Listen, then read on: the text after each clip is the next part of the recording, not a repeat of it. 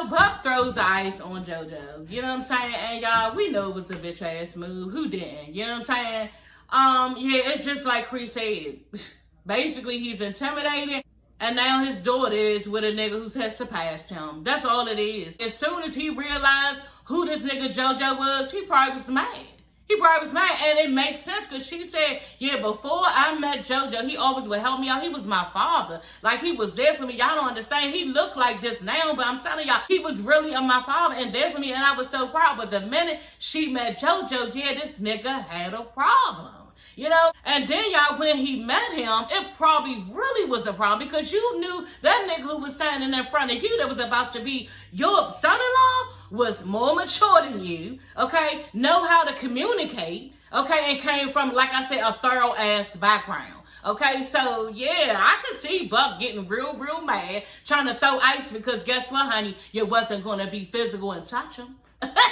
You wasn't going to touch him, so you didn't know how to communicate your feelings because you wanted this nigga up out of your studio, okay? But you was not going to touch him. That's what you wasn't going to do because you already know you live in New York yourself. You know what I'm saying? So you know where this nigga from. So all you could do is throw out, and I bet you that nigga run looking on his TV like, yeah, all right, nigga, you could throw ice all you want. You know, just like JoJo was saying, yeah, that was some suck-ass shit. And his father was saying that shit too. You could throw ice all you want. But Run probably was like, yeah, but you better not touch him. Okay, that's what you better not do. And, you know, JoJo ain't get into all that and try to act like, you know, his family was going to come for Buck or nothing like that. But, yeah, Buck was intimidated. He mad at who, you know, his daughter is married to. And, yeah, he can't take it. That's just it. And he want to go down the line talking about how JoJo needs to make sure that his daughter, you talking about your daughter? Tanise needs to respect what he say and do what she say. Because he should have told Tanise that make sure he walk his daughter down the aisle. So he's pissed about that. But at the end of the day, I'm sitting there looking at you, but like you a bitch ass because the thing about that is,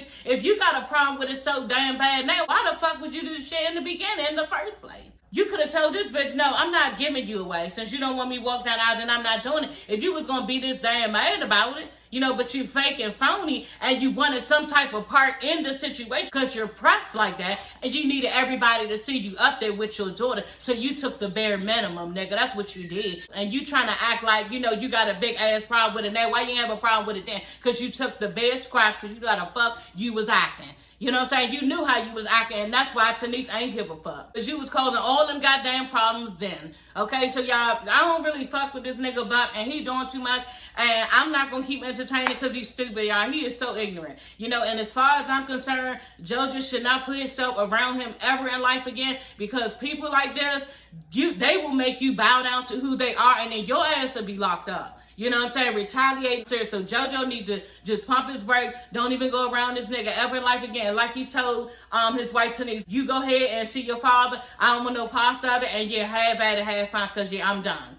You know, and that's just what JoJo needs to be. He needs to be done. And usually you don't see this type of love going on where people are inseparable, always together. The guy really wants to be around her all the time. She always wants to be around him. He's concerned about her feelings. He wants to be all up in her life. She's all up in his. Like, you see these type of people in high school. Y'all remember, everybody knows you got these couples, like at least 2 couples in high school, or maybe even 1.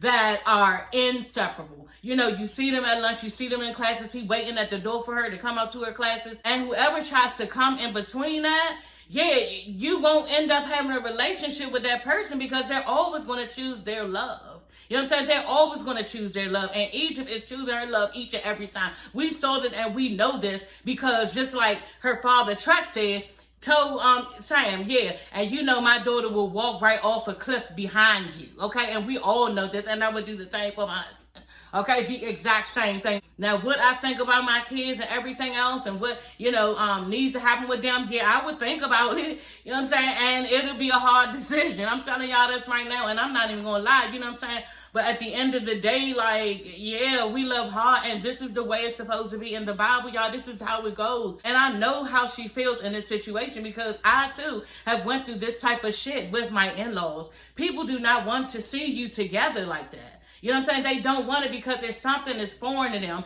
It's something that they don't have, you know, and it's something that they don't want to see and they don't care to look at. Does everybody want this type of love? Maybe they don't. You know what I'm saying? I don't know, but I know that, like, if Cicely Tyson said, and I'm just going to quote what she said. I'm going to basically paraphrase what she said because it's true, and I never forgot what this bitch said in this Tyler Perry movie, y'all. Cicely Tyson was sitting there. All of the girls were gathered in the kitchen, and the one girl was about to get married. She was about to get married to the guy who was beating on her. And the girl asked Cicely Tyson, a matriarch in the family, like, this bitch, I can't even say this bitch, she's dead, she's passed, she was about to be 100 years old, she was an African-American writer, you know, back in the day, African-American actress back in the day, and she's well respected by Maya Angelou, Oprah Winfrey, stuff like that, and she had a real powerful short scene in this movie, and I never ever fucking forgot it, okay? The girl asked her, oh, I feel so bad for you. You know, your husband died, you know.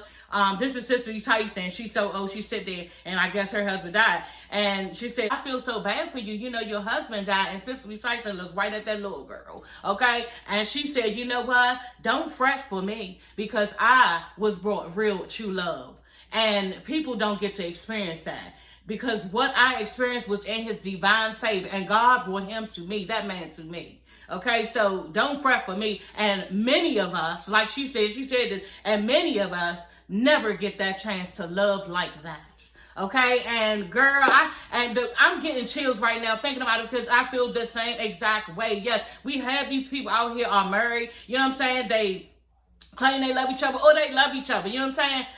But they just don't have what I have. You know what I'm saying? They don't have their husband wanting to always be around them. Me wanting to always be around him. Watching TV together. Cooking, cleaning, eating, and sleeping together. Like, everything is together. And we love doing it. Like, we never separate. You understand? Never separate. And this is what Egypt had. And people don't really understand this because it's not what they have. You know, and they really don't know how this man treats her in the house. Y'all might see him acting crazy and the things that he do is not right and he violent. But shit, he treating that girl nice, kind, gentle, all of the things that are in the Bible. And then on top of that, I know that, you know, you want to know why? Because you never hear any infidelities that he has been involved in. You don't hear him fucking with the other baby mother. Yeah, he got a rocket kids. My husband did too, okay? My husband had 3 when we met, okay? And by the time my mother figured out this nigga, how much he loved me and how much I loved him, she even said to her, like, y'all might as well just get married because y'all always on the phone, always together.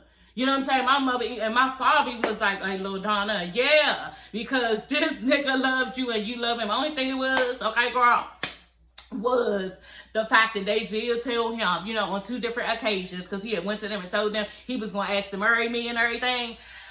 And he did let my mother know, because she was standing out in the yard, and he was like, I'm going to marry your daughter. You know what I'm saying? My mother, she stopped, you know, doing her yard and everything, and she just told the nigga. You know what I'm saying? She told my husband, yeah, well, my daughter is alive. You know what I'm saying? Okay, we go in the house, okay? He tells my father, yeah, I'm going to marry your daughter. I love your daughter. And my father said the exact same fucking thing. Yeah, I am not bullshitting. I swear to God to y'all on my marriage, my kids, my life. My father said the exact same thing to him that my mother said. Oh, yeah, well, my daughter is alive. You know what I'm saying? And he now knows, y'all, okay? That Donna is a lie. You know, and he says, I never forget your mother and father. They both said you was a lie. But you know what? I can take it. I can take it. You know what I'm saying? And I'm just blessed in that way. Like, I am. He loves me, want to be around me. Always worrying about, you know, how I feel, what I'm doing, what I'm going through, everything. And we are just, like, right on right. And this is what Egypt and Sam have.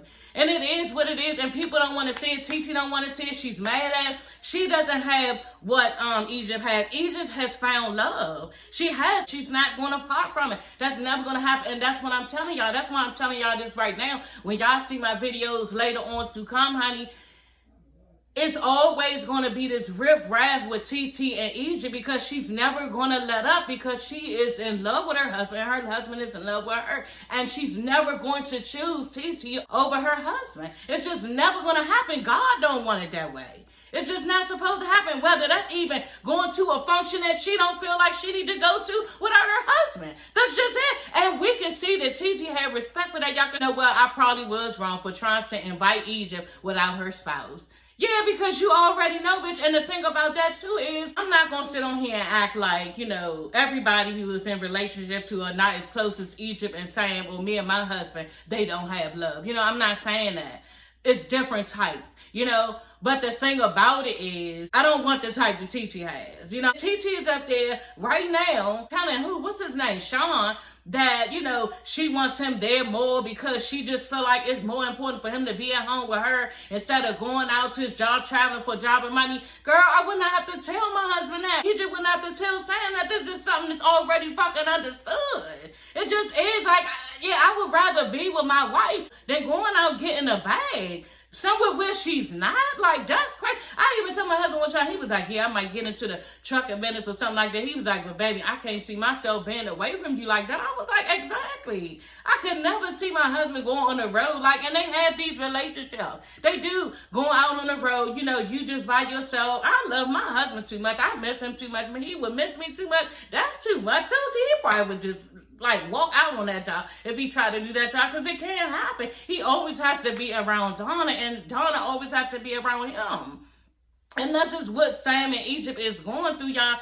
And TT is never going to have her cousin the way she used to have it. She just need to hold on to memories and see that, you know, they had that and just try to remember that and love on that or something. But Egypt, she's grown, you know what I'm saying? She has found love. And that's just the way that it is. Like, some mates really like to be around each other. Girl, TT, where you get off inviting somebody weird thinking their spouse not gonna come?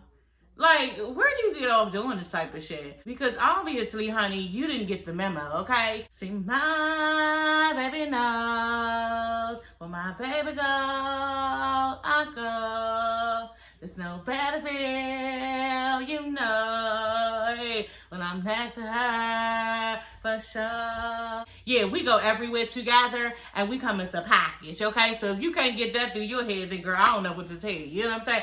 And yeah, Egypt, she was not really tripping, okay? Because, y'all, let's just get into it. TG called herself FaceTiming Egypt, telling, do you want to come to my lunch brunch? And Egypt was like, oh, okay. But when, you know, TT started to get the little message that, yeah, I'm bringing Sam, bitch. Yeah, TC reneged. Bitch, go ahead. Y'all see Egypt's face. She was not bothered. She said, oh, I guess we took a couple steps back. Okay? She did not care because I'm going to choose them every time. You know what I'm saying? And it just brought me to want to come on here and talk to y'all about this type of love that Egypt has. And I just need to get into it and let y'all know what I think, because, you know, people can have it fucked up when I come on here and I'm on Egypt's side, Egypt and Sam's side. You know what I'm saying? So I want to let y'all know from here on out how I feel about their relationship, okay? And why I'm always with it, with them, okay? The thing about them is, it reminds me of me and my husband. Okay, they're always together, inseparable. You know what I'm saying? Don't want to be in anybody else's face except for their own, together, okay? And then how, yeah, they don't care who don't like it and don't want to see it, and they're still going to continue to do that. So I'm not going to go through all of my notes about this episode, but I wanted to touch on the TT and Egypt situation. You know what I'm saying? Because I have been there with this, and yeah, TT, girl, you're not going to win. Like, you look real confused and bothered by the end of this conversation. And like I said, Egypt, she just looked real good in her skin, like she was good, bitch. I don't know what to tell you. Like, this is who I'm with, and this is who I'm going to be with. And if you don't want him to come, then I'm good. Like, yeah, I can see you another time. You know what I'm saying? But I'm going to stay here with him. That's just it. And I think that TT is so used to, and I'm going to get into what I really wanted to touch on about this and try to give y'all some type of an example of Egypt and Sam, because I do believe that I have the same type of love as these two. You understand? And yeah, we're not going that far away from each other. We're just not going to do it. I think that TT had a relationship with her little cousin, you know what I'm saying? And the little cousin looked up to her bigger cousin, and she respected her, wanted to be like her, you know, just all of the things, and TT gloated on that. You know what I'm saying? But as they grew up, they grew apart because Egypt has her own life with her husband. You understand? And I think that when some of the attention went away from TT onto Sam, that's when Egypt started getting really, really upset. And I saw this whole thing play out in so many seasons. I'm starting to question whether Eric needs to be in this marriage, because he does not want to be home. You know, he keeps saying this thing where I'm just going to get real quick to it. Eric had some type of special dinner for Aaliyah, trying to show her that he's going to spend quality time with her. You know, and it's just really forced. The thing about it is this. He just needs to bow out gracefully. To me, you know what I'm saying? Or eventually, I guess, get with the program as you become an older man and you can't do much that you could do out in the street and you just have to be in the house. You know, I think some men are just like that, you know, but for right now, he would rather do what he wants to do on a daily basis and not concern himself with Aaliyah or them damn kids. And I really think that he does not need to be married. He doesn't. He keeps saying the thing where, yeah, it's just my time, where he feel like he works on the road. Then when he come home, he think he's still not supposed to spend no time with his wife and kids. And he's supposed to get that time because he was working out on the road. He's supposed to get time when he come in the house to just, do his thing and be, gambling and do what he want to do. No, honey, that is just not the way that it works. You understand? And this is why, y'all, I say that Eric does not need to be married right now. This man is, he probably, how old y'all think Eazy-E's son is? He probably at least in his early 30s. You know what I'm saying? And it's okay. It is okay. You do not have to be married. What he's doing that is so wrong, y'all, is hurting his wife. You understand? And his kids. And it's just not right. You know, so at the end of the day, what he needs to do is, for me personally, I think, and maybe it's too late because, divorce is like a death and you're not supposed to be getting divorced. You have kids now in this situation. But at the end of the day, like, if you don't want to be there, just say it. You shouldn't have to keep showing these fucked up behaviors to your wife and letting your daughters, okay, see you not wanting to be there with their mother, because now you're creating a whole nother thing with your daughter saying this shit and thinking that men are supposed to be able to treat her like this, the way that she see her mother's being treated. So if you don't want to be that nigga, kick rocks. You know what I'm saying? Just go ahead and abort the situation, but to sit there and keep talking about how you want this extra time because you on the road, paying the bills, doing everything you need to pay the bills on the road, then when you come in the house, I'm sorry, y'all. Y'all see these bitches on TikToks? You know what I'm saying? Eating in the cafe. Oh, I ain't even trying to go in the house yet. You understand? We go in different rooms of our house just so we can get some time. We all need some time. I go to the gym sometime after work. You know what I'm saying? That's my time. But I just don't want to spend like all of the hours of the day away from my husband. And she doesn't either. And for me personally, I think that Aaliyah should probably try to give him a break from her. At least try to do a separation and see where his heart is and if he actually wants to be there. Because at this point, it just seems like he don't want to be there. You forcing his hand, just to watch a movie with you at night because he don't even want to be in the bed with you at night. And then he gonna have the nerve to say, when he said that shit, my husband laughed. But I ain't think the shit was cute. We supposed to be spending time with each other, just hanging out, watching movies and stuff in bed and stuff. He gonna say, yeah, well, what if you go to sleep? What? Bitch, first of all, of course she gonna go to sleep first because she got her doing everything under the sun in the house by herself. And you're not helping out. So this bitch probably is tired and exhausted by the time she lay her ass down. You know what I'm saying? So maybe you can try to take some of the weight off of her by trying to chip in and help out around the house. But you're not going to do this because you probably waiting for this bitch to go to sleep. That's what my husband probably was fucking laughing at. I was not laughing, y'all, because that shit was fucked up. How you going to sit there and say, oh, well, what if you go to sleep? And like she said, will you go to sleep with me? You know what I'm saying? Like, you don't know that. Like, and then let's just think about it, y'all. How does this go with them? Because, nigga, you ain't never home, right? So when you get in the pussy from me? You know what I'm saying? Aaliyah, do you just allow him to go ahead and fuck you when he feels like it and he hasn't even spent no time with you? He hasn't helped you around the house at all? Girl, you a part of this problem too. This shit is dumb and stupid. And I think that she probably saw somebody being treated like this and now she feel like she gotta, work this nigga into treating her better, and you don't. You need to leave that motherfucker alone and go to the next. And if that one don't know how to act, then you go to the next. You got to clear the path out, y'all. And I say this all the time, y'all, to y'all young girls who watching this shit. Fuck that shit, y'all. I'm telling y'all. Yes, I'm a single mother, okay? That shit was over soon. Then next thing you know, I was dating, you know what I'm saying? And I'm telling y'all, because I did not want to go through the shit that I went with my baby father, then as soon as I met somebody, I ain't like something or I saw something for him, my father was like, oh yeah, baby, I'll never forget. He was like, oh yeah, baby, he trying to come around you at awkward times and he must live with somebody. when he put that shit in my head, I already was kind of thinking that because of some shit I had already been through. You know what I'm saying? But I found out, and the nigga was living with a whole bitch. You understand? So I didn't even know that, but when my father put that shit in my head, and I already been through some shit, I was like, oh, okay, it made sense. So y'all, when you see your intuitions talking to you, listen to that shit. Y'all, after the baby pop and that bullshit, I was like, you know what? Any nigga that came my way, as soon as I did not like something he did, or he lied to me, or I found out, or I heard him say some shit that, ooh, this is going down a bad road, I immediately cut that ass off. Okay, I can tell you right now, a nigga was putting letters on my car when I met my husband saying he was sorry. No, bitch, I already dumped you off. Okay, and my husband was about to let that ass know, look, leave her alone. Okay, I'm probably telling y'all too much.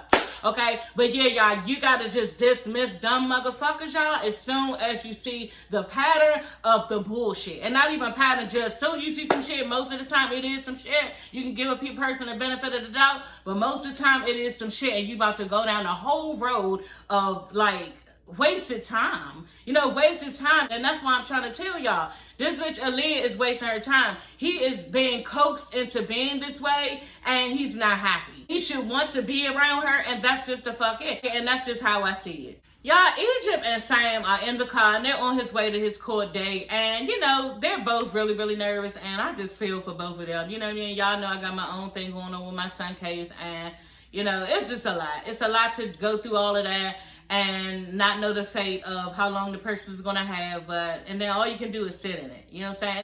So anyway, y'all, they're in the car, and yeah, Egypt brings up how TT called on the FaceTime and how she ain't want sanity and all this shit.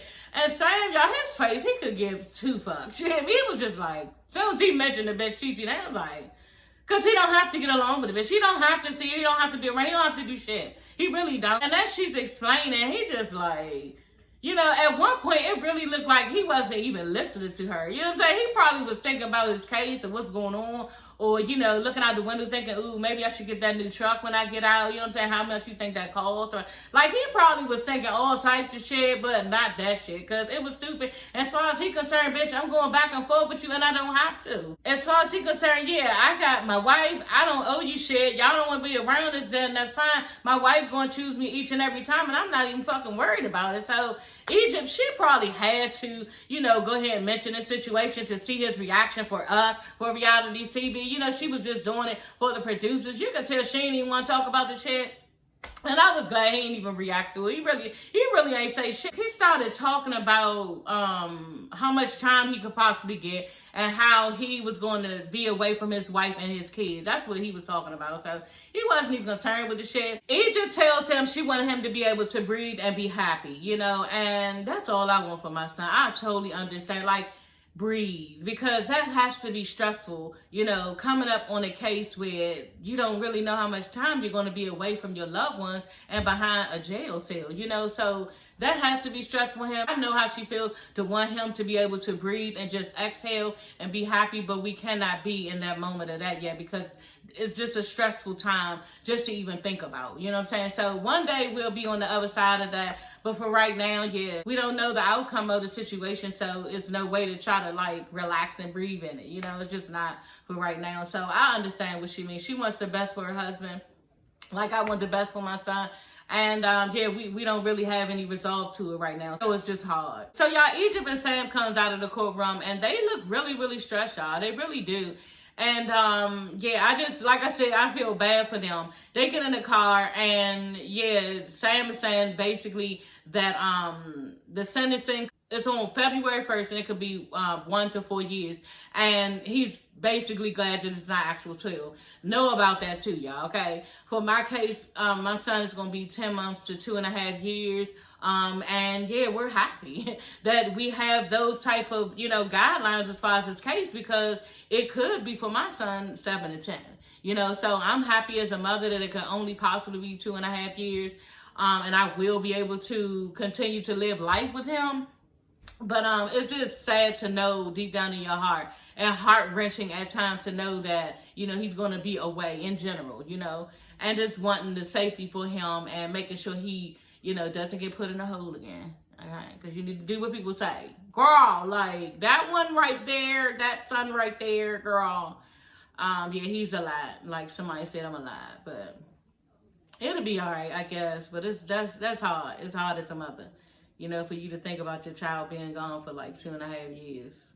It doesn't feel good. And some nights y'all can't even sleep. But like God say in the Bible, you know, this too shall pass, y'all. Then there'll be some other shit, okay? Y'all moving on. So y'all, Romeo meets up with Eric, and off the break, I was like, okay, I really ain't know, you know, what was going on, the situation with Angela and Romeo until they showed, you know, the clip. And when I realized it, because they was like, basically, he had a problem with her. You know, she has a large presence on social media, and she looks really, really good, okay? Okay? Yummy, in fact, Tanya, okay? So anyway, yeah, Angela's all over social media, and he acting like, you know, he don't got time to be around her. He just don't want to associate himself with anybody like that because, yeah, basically you acting like she a hoe, like JoJo said. And Romeo has always had this weirdness about him. Always just like, the things he say out his mouth is just fucking annoying. You know what I'm saying? The way that he is, it rings bitch ass nigga. Like, and then you try to understand him, but you can't because it's Master P's, you know, son. So it's all confusing who Romeo is, and I just, girl. Anyway, he is met with Eric, you know, and, you know, as we see, and I was so glad that they did it like this. Like, we can see them literally going from scene to scene. We is showing us that. TV is showing us that. Even from Buck, throwing the ice at JoJo, him having the same outfit on and going home right to Denise and telling her, you know, all of the things, you know. And then from them standing there together, Eric and Romeo standing there getting ready to get in the car and, you know, getting ready to go over to TT's house for the brunch, you know, because basically, y'all, he wants to just have a discussion because he needs some closure about everything that went on.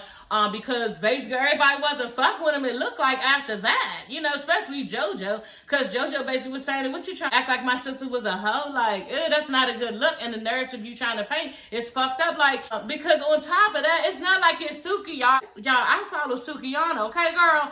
And, yeah, to be honest, y'all, I'm not done follow because I'm tired of saying it. Like, I'm really tired of saying ass, all. At first, it was cute and everything, and I like to see her little outfits because they, you know, be doing a little something. But now it's just like, bitch, I don't want to see your ass. And then the lyrics to certain songs be doing too much, and I just ain't with all that. You know what I'm saying? So I might have to extra stage left and just unfollow this bitch because I don't really like saying all of that. You know what I'm saying? Then if I'm on Instagram or something, and then that just come up with something like, it just be too much. All this twerking and all this shit. I'm with all of that stuff and having fun and just being funny and raunchy. But it's just, she's taking it to a whole nother level. So my point is, you know, Romeo acting like Angela was doing this type of shit. She's showing off her nice body and, you know, some of her products. And it is what it is. You know what I'm saying? Everybody's doing it all over social media. You just need to get with the fucking program. But you know what, y'all? He can't really get with the program because, y'all, Romeo, that's the thing I forgot to mention. Romeo has always been a little hater. You know, hating on Angela because she don't want him. We know from seasons ago, y'all, my sinus is running. We know from seasons ago, y'all, he has always wanted Angela and want to be in a relationship with Angela, and Angela don't fuck with him like that. Like, don't nobody want no begging ass nigga or no damn soft ass nigga always in my face and talking about what it should be between me and you, bitch. That shit supposed to just flow.